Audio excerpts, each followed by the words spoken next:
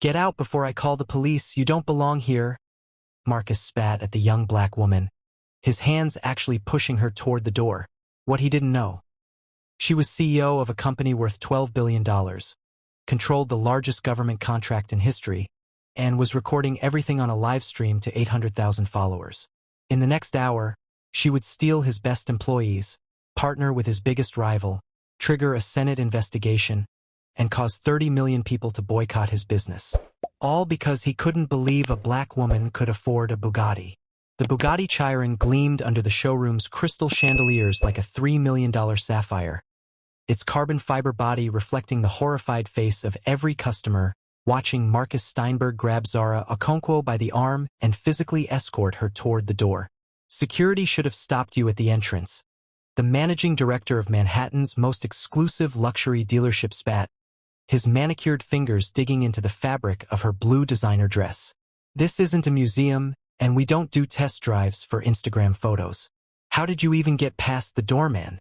Zara stood perfectly still in her Tom Ford heels, her expression calm despite the burning humiliation spreading across her chest like wildfire.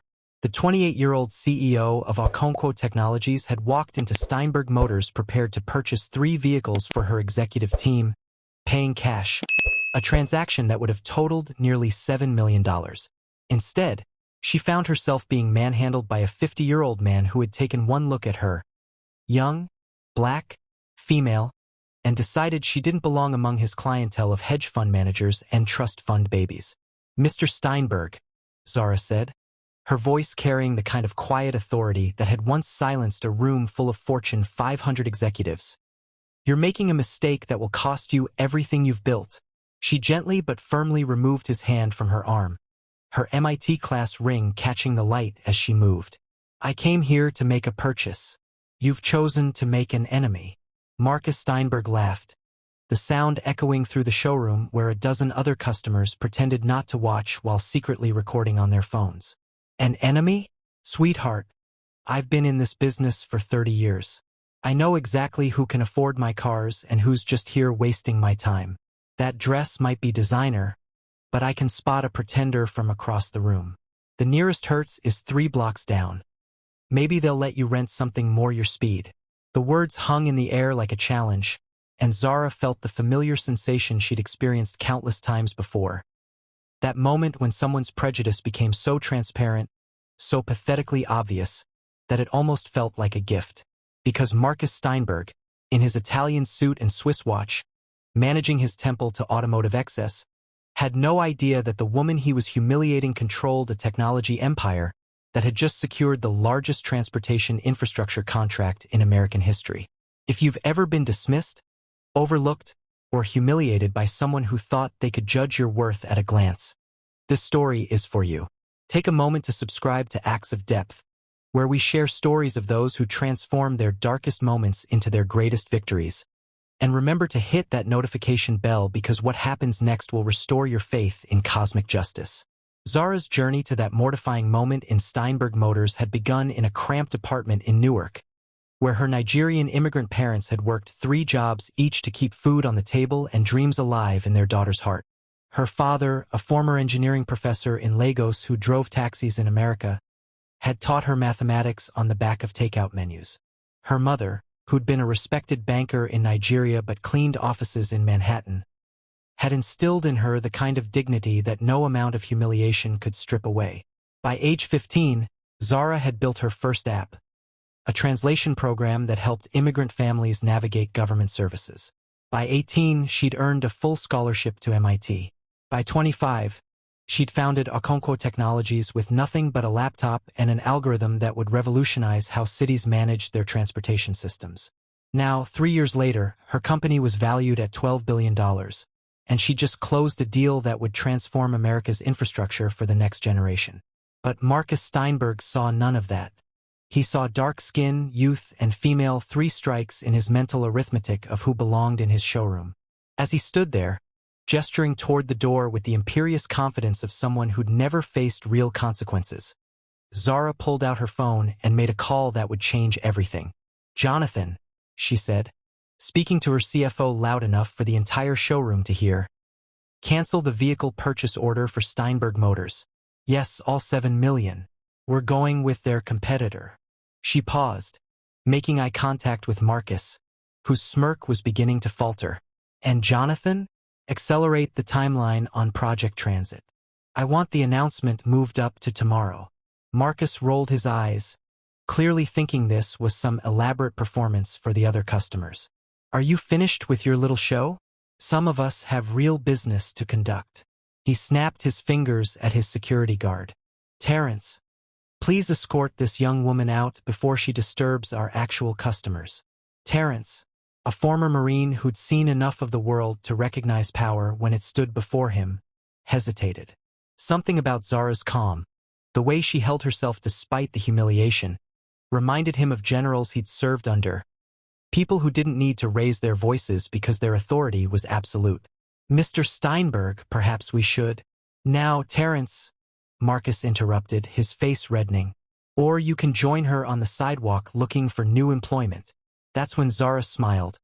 Not the polite smile she wore in board meetings or the practiced one from magazine covers, but the genuine smile of someone who had just been handed the perfect opportunity for justice.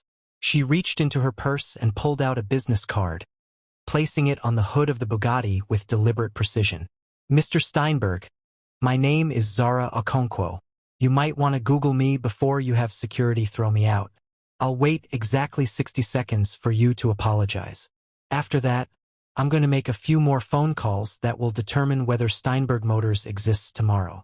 Marcus snatched the card, ready to tear it up in a display of dominance, but his eyes caught the title beneath her name. Chief Executive Officer, Okonkwo Technologies. The name triggered something in his memory. A news article he'd skimmed that morning about a massive government contract, something about smart cities and transportation infrastructure. His fingers moved almost involuntarily to his phone, typing her name into the search bar. The first result made his blood run cold. Zara Okonkwo, 28, becomes youngest black woman to secure $10 billion federal contract. The accompanying photo showed her shaking hands with the president, standing in the Oval Office wearing the same blue dress she wore now. The second result was even worse. Okonkwo Technologies to select exclusive automotive partner for fleet of 50,000 vehicles. The color drained from Marcus Steinberg's face with such speed that his assistant, Bradley, actually stepped forward thinking his boss might faint. The phone trembled in Marcus's hands as he scrolled through article after article. Forbes calling Zara the future of American innovation. Time featuring her on their cover with the headline, "The Millennial Who Will Rebuild America." And most devastatingly, a Wall Street Journal piece from just 3 days ago speculating that Okonkwo Technologies' automotive partner selection would make or break several luxury dealerships. This has to be fake, Marcus muttered. But his voice had lost its earlier arrogance, replaced by the desperate denial of a man watching his world crumble in real time. Bradley, check this. This can't be real. Bradley, a Harvard MBA who'd always privately thought his boss was a dinosaur waiting for extinction, pulled up the information on his tablet. Sir, it's real. She's actually on the Federal Advisory Board for Transportation Innovation.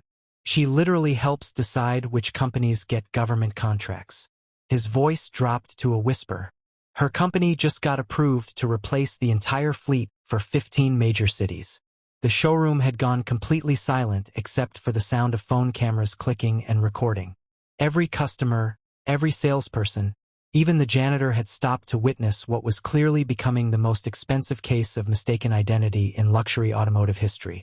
The 60 seconds Zara had given Marcus were ticking by, and with each second, the magnitude of his error grew exponentially.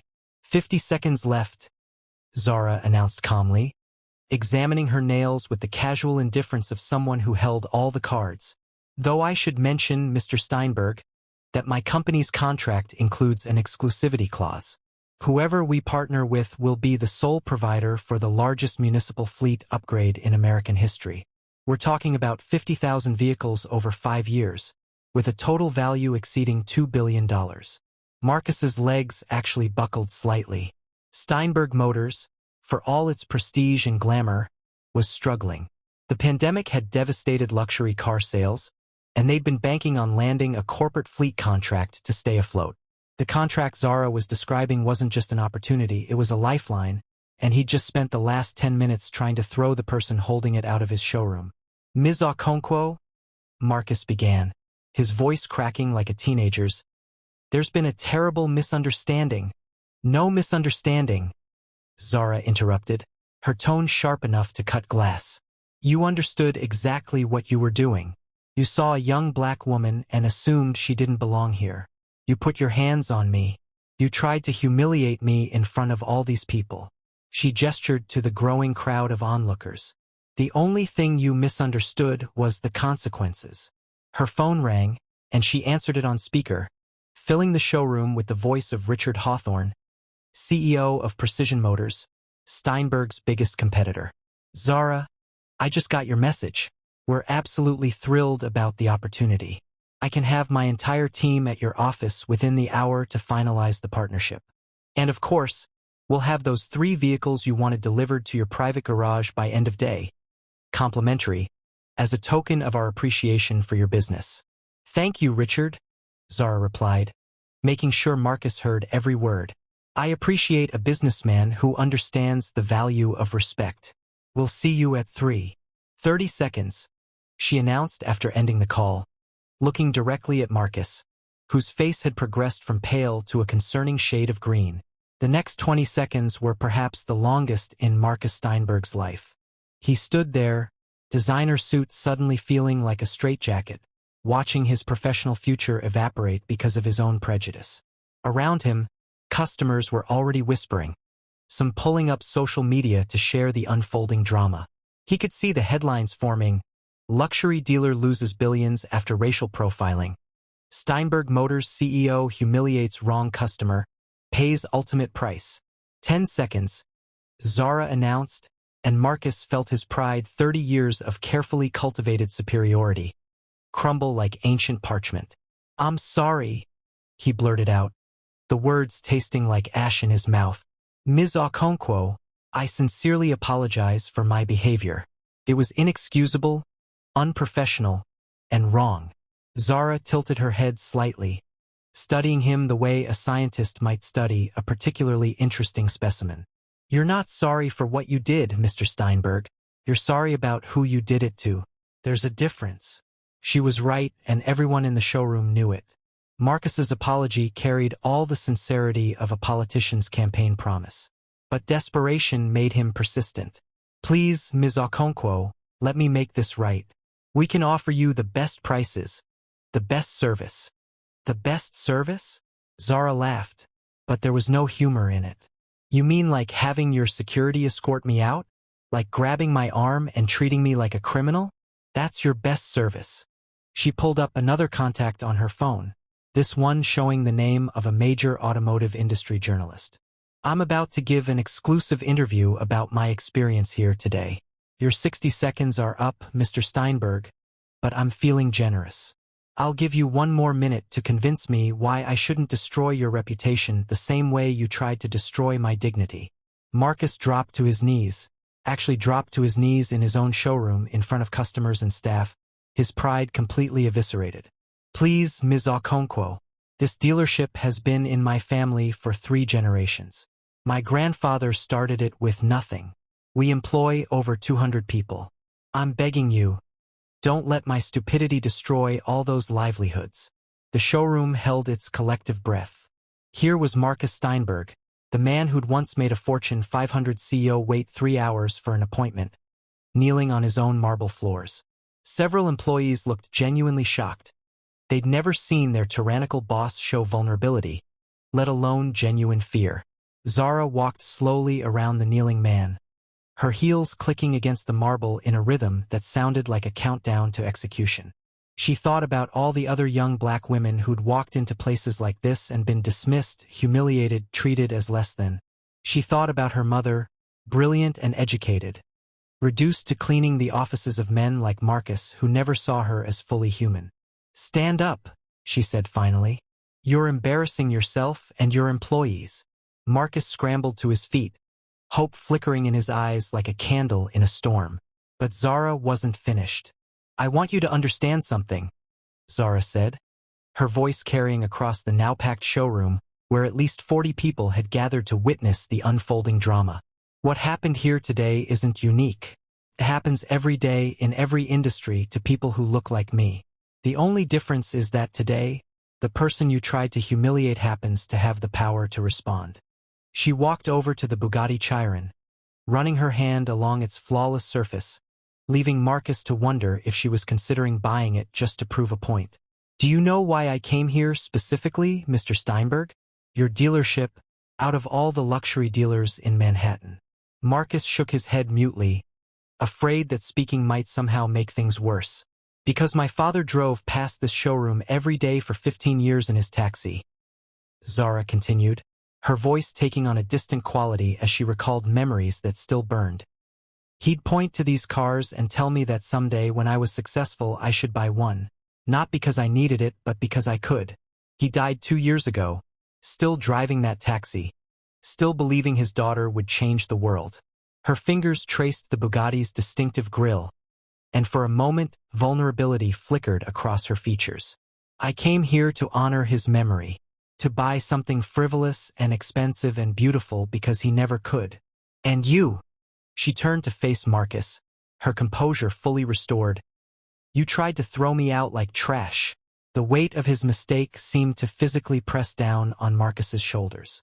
Around them, several customers were openly crying, moved by the raw honesty in Zara's words. One elderly woman actually stepped forward, placing a supportive hand on Zara's shoulder before glaring at Marcus with disgust. But here's what you don't understand about power, Zara continued, pulling out her phone again. Real power isn't about destroying everyone who wrongs you. It's about choosing when to show mercy and when to deliver justice. She dialed a number, and this time, the voice that filled the showroom belonged to someone Marcus recognized immediately. Senator Patricia Williams, chair of the Senate Commerce Committee. Zara, darling, I just saw what happened on social media. Are you all right? Do you need me to make some calls? You know the Commerce Committee has been looking into discriminatory practices in luxury retail. I'm fine, Patricia, Zara replied, watching Marcus's face cycle through new shades of panic. But I think Mr. Steinberg here might benefit from understanding that his actions have consequences beyond just losing my business. Absolutely, the senator replied, her voice hardening. We've actually been investigating several complaints about Steinberg Motors. This might be exactly the catalyst we need to open a full inquiry. Marcus's attorney, who'd apparently been called and had just arrived, went pale as he realized the implications. A Senate investigation could expose every questionable deal, every tax dodge, every discriminatory practice the dealership had ever engaged in. It wouldn't just mean bankruptcy. It could mean criminal charges. However, Zara said, raising her hand to stop the attorney from speaking, I believe in redemption, Senator. Perhaps Mr. Steinberg would be willing to make some changes that would benefit everyone. She ended the call and turned to face the assembled crowd, speaking now not just to Marcus but to everyone present. Here's what's going to happen. Mr. Steinberg is going to institute a new policy at all his dealerships. No customer will be judged, profiled, or dismissed based on their appearance. He's going to hire a diversity officer and implement mandatory bias training for all staff. And he's going to establish a scholarship fund for underprivileged youth interested in automotive engineering, funded with 10% of his personal annual profits. Marcus nodded frantically, agreeing to terms he hadn't even fully processed. But Zara wasn't done. Additionally, you're going to personally apologize to every person you've ever dismissed or mistreated based on their race, age, or appearance, starting with your own employees. She looked pointedly at several staff members who seemed shocked by this turn of events. I did my research, Mr. Steinberg. I know about the lawsuits that were quietly settled, the complaints that were buried, the talented employees you passed over for promotions because they didn't fit your image of success. The atmosphere in the showroom shifted as employees began to realize that Zara wasn't just fighting her own battle. She was fighting for all of them. Marcus's treatment of her was just the latest in a pattern of behavior that had poisoned the entire workplace culture.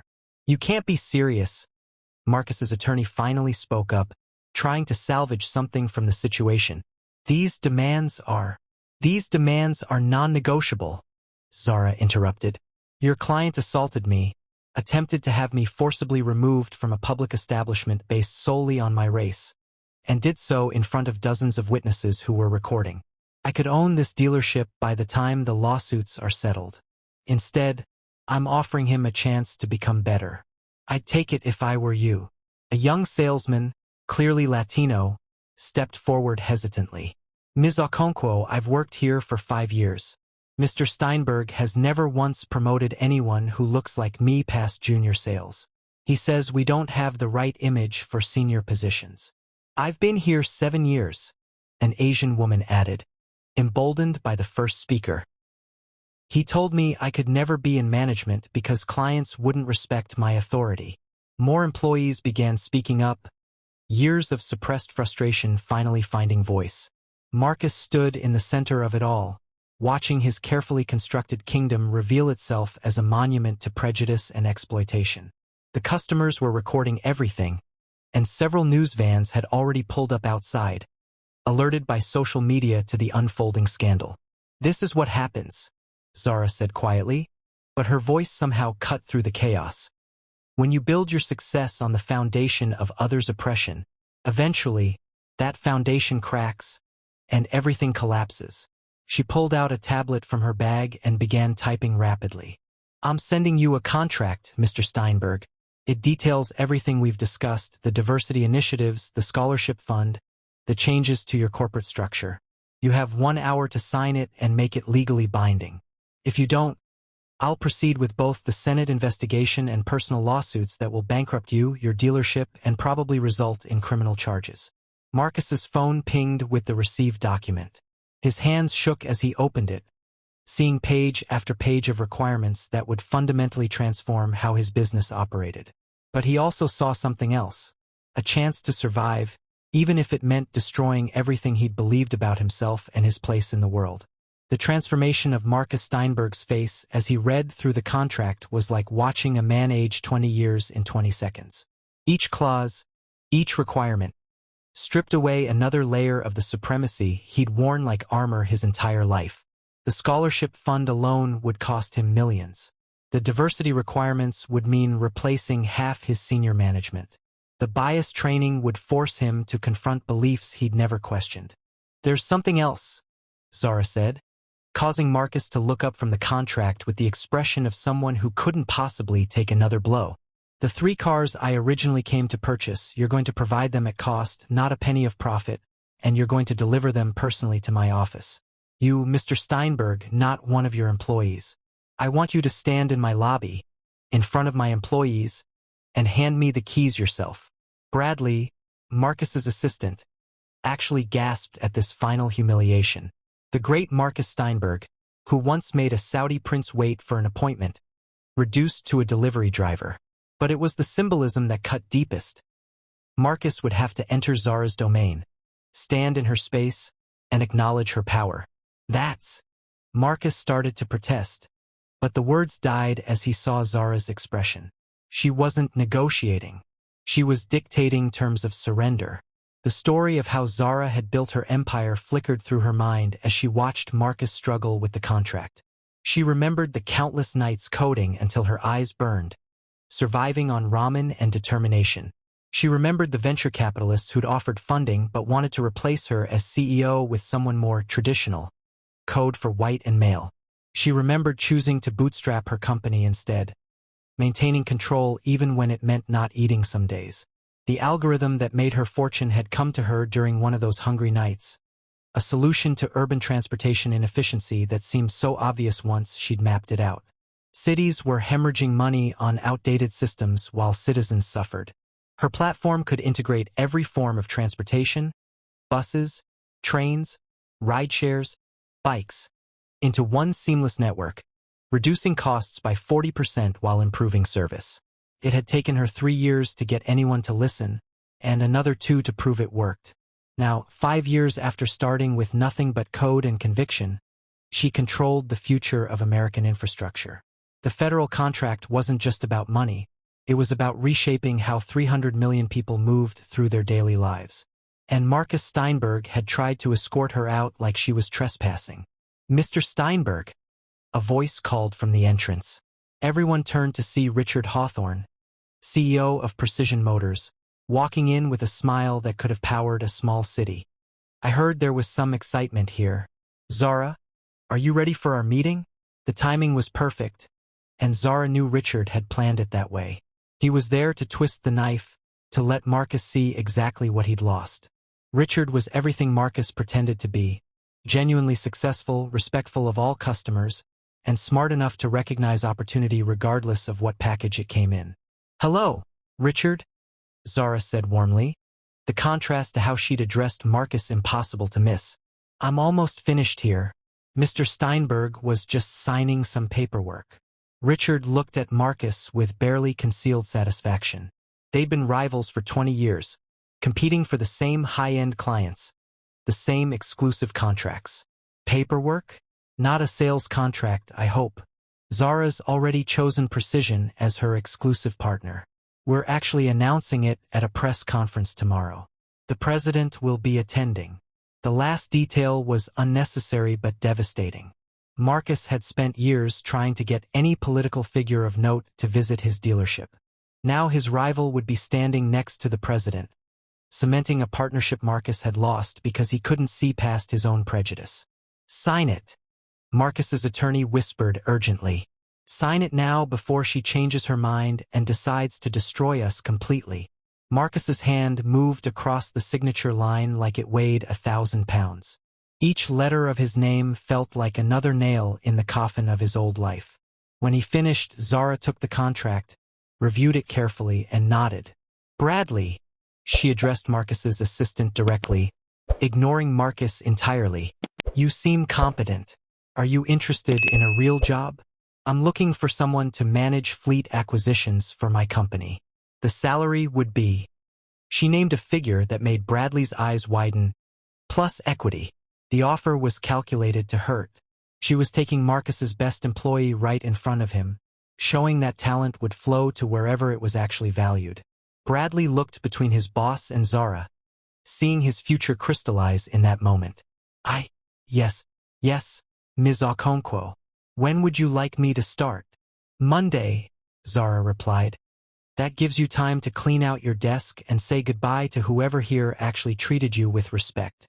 Marcus wanted to protest, to claim some kind of non-compete clause, but his attorney touched his arm, reminding him silently that he had no leverage left. He'd signed the contract. He'd agreed to everything. Fighting now would only make things worse. The crowd in the showroom began to disperse, but not before many of them approached Zara to shake her hand, to thank her for standing up to someone who'd bullied them all in various ways.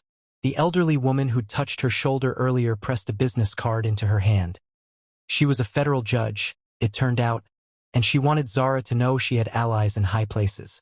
As the showroom emptied, leaving just Zara, Richard, Marcus, and a few shell-shocked employees, Zara turned for one final word with the man who tried to humiliate her. "You know what the saddest part is, Mr. Steinberg? If you'd just treated me with basic human respect, you'd be signing a $2 billion contract right now instead of watching your empire crumble. Your racism didn't just make you a bad person. It made you a bad businessman." She started walking toward the exit with Richard, then paused, turning back one more time. "Oh, and Mr. Steinberg? When you deliver those cars to my office on Monday, you'll need to go through security like everyone else. They'll need to verify your identity, check your vehicle, the whole process. It usually takes about an hour. I'd plan accordingly."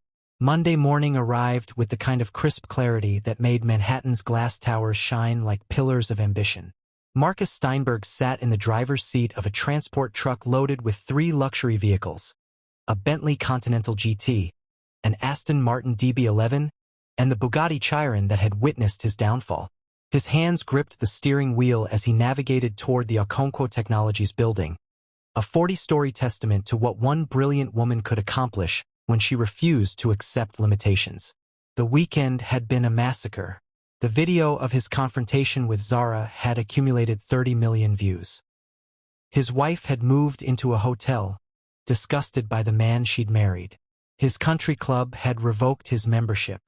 3 major suppliers had terminated their contracts with Steinberg Motors, not wanting to be associated with what hashtags were calling #dealership discrimination. But worse than all of that was what he'd discovered when forensic accountants, hired as part of Zara's requirements, had examined his books. Marcus had been 3 months from bankruptcy even before losing the Okonkwo contract. He'd been hiding it with creative accounting and delayed payments, hoping a big sale would save him. Now, with the scandal destroying his reputation and sales plummeting to zero, he had perhaps 3 weeks before complete collapse. The only thing keeping him afloat was the faint hope that fulfilling Zara's requirements might somehow salvage something from the wreckage. As he pulled up to Okonkwo Technologies, Marcus saw the crowd that had gathered. Media vans lined the street. Photographers jostled for position.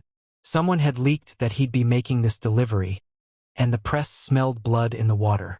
He parked and began the humiliating process of unloading the vehicles while cameras captured every moment of the mighty Marcus Steinberg reduced to a delivery driver. The security process was exactly as grueling as Zara had promised. Guards checked every inch of the vehicles, verified his identity multiple times, made him fill out form after form. Other visitors breezed past while he stood there, sweating in his suit, ego shredded with surgical precision. An hour and 17 minutes later, he was finally cleared to enter. The lobby of Okonkwo Technologies was everything his dealership wasn't: diverse, vibrant, alive with possibility. Young people of every color and background moved through the space with purpose. The walls displayed patents, innovations, and photos of communities transformed by Zara's technology. It was a monument to inclusive excellence, and Marcus felt like a relic from a dying age. Zara emerged from the executive elevator wearing a white suit that made her look like an avenging angel. Behind her stood her leadership team, a United Nations of talent that Marcus would have overlooked based on appearance alone. Bradley was among them, already looking more confident after just a weekend away from Steinberg Motors. "Mr. Steinberg," Zara said, her voice carrying across the lobby. "Thank you for the delivery. I trust everything is in order." Marcus held out the keys with a hand that trembled slightly. The cameras captured it all, the transfer of power as literal as it was symbolic. "Everything's been prepared to your specifications, Ms. Okonkwo." "Good." Zara took the keys but didn't dismiss him. "Not yet. I wanted you to see something before you go." She gestured to a large screen that dominated one wall of the lobby. It flickered to life, showing a feed from the Detroit Auto Show where Richard Hawthorne was announcing the Precision Okonkwo partnership. The numbers he revealed were staggering: 50,000 vehicles in year one alone, with options for up to 200,000 over 5 years. The deal was worth potentially $10 billion. "That could have been you," Zara said simply. "All that success, all that opportunity, lost because you couldn't see past your prejudice. But I want to show you something else." The screen changed to show a community center in Newark, Zara's hometown. Children were learning to code, their faces bright with possibility. "This is the first Okonkwo Tech Academy, funded by the profits from our federal contract. We're building 20 more this year, all in communities that people like you have written off." Another image: a manufacturing facility in Detroit, employing thousands of workers to build the smart transportation infrastructure her company had designed. Then another: a medical clinic providing free healthcare to gig economy drivers who'd been excluded from traditional insurance. "This is what you could have been part of," Zara continued, her voice taking on an almost pitying tone. "A revolution in how America works, moves, and thrives. But you were so blinded by my skin color, my age, my gender, that you couldn't see the future standing right in front of you." Marcus's phone buzzed. His attorney. The formal bankruptcy filing had been prepared. Steinberg Motors would cease to exist by end of business today. 3 generations of family legacy, destroyed by 10 minutes of prejudice. He looked at Zara, searching for any hint of sympathy, but found only the calm resolve of someone who delivered exactly the justice the situation demanded. "There's one more thing," Zara said, pulling out a tablet. "I've been thinking about your employees, the ones who didn't participate in your discrimination, who just needed jobs. I'm prepared to offer positions to any of them who want to join our automotive division. Full benefits, better pay, and a workplace where they'll be valued for their talents, not their appearance. It was the final blow. Not only had Marcus lost everything, but his employees, the ones he'd claimed to be protecting, would be better off without him. They'd thrive in Zara's world, while he disappeared into bankruptcy and irrelevance. As Marcus turned to leave, Zara called out one last time. "Mr. Steinberg, do you know what the real tragedy is? You're not stupid. You built a successful business, maintained it for years. You have skills, knowledge, experience. But you let hatred make you weak. You let prejudice make you poor. And you let ego cost you everything." Marcus stopped at the door, his shoulders sagging with the weight of truth. "What would you have done if I treated you with respect from the beginning?" Zara considered the question, then answered with devastating honesty. "I would have bought those 3 cars at full price. I would have recommended your dealership to every executive I know. I would have made you the exclusive dealer for our entire corporate fleet. You would have been wealthy beyond your wildest dreams. Instead, you're bankrupt in every way that matters." As Marcus Steinberg walked out of Okonkwo Technologies for the last time, past the cameras and reporters shouting questions, he carried with him the knowledge that his destruction was entirely self-inflicted. By sunset, Steinberg Motors would be closed, its assets liquidated, its legacy reduced to a cautionary tale about the cost of prejudice. But in the lobby of Okonkwo Technologies, Zara Okonkwo stood surrounded by her team, planning the next phase of their expansion. The 3 luxury cars Marcus had delivered would be donated to a charity auction, raising money for scholarships. Bradley was already proving invaluable, bringing insider knowledge of the automotive industry. And tomorrow, she'd break ground on 3 new tech academies, creating opportunities for children who looked like her younger self. "Ma'am," her assistant approached with an iPad, "you have 17 interview requests about the Steinberg situation. How would you like to respond?" Zara looked at the list of media outlets, all hungry for the story of the billionaire who'd brought down a racist dynasty. "Tell them I've said everything I needed to say. Success is the best revenge, and we have work to do." As her team dispersed to continue building the future, Zara stood alone for a moment in her lobby, thinking of her father. He'd never gotten to see this building, never knew his daughter would exceed even his wildest dreams for her. But she could almost hear his voice, thick with Nigerian accent and pride. "My daughter, you have shown them that dignity cannot be destroyed, only revealed." The sun set over Manhattan, painting the sky in shades of gold and amber. Somewhere in the city, Marcus Steinberg was signing bankruptcy papers, his empire reduced to nothing. But in the Okonkwo Technologies building, lights burned bright as young minds worked to solve problems that would improve millions of lives.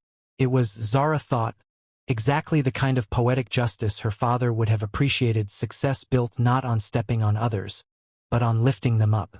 The only question that remained was how many more Marcus Steinbergs were out there, running businesses, making decisions, limiting potential based on prejudice. But that was tomorrow's battle. Tonight, Zara Okonkwo had proven that excellence, when combined with opportunity and courage, could overcome any barrier.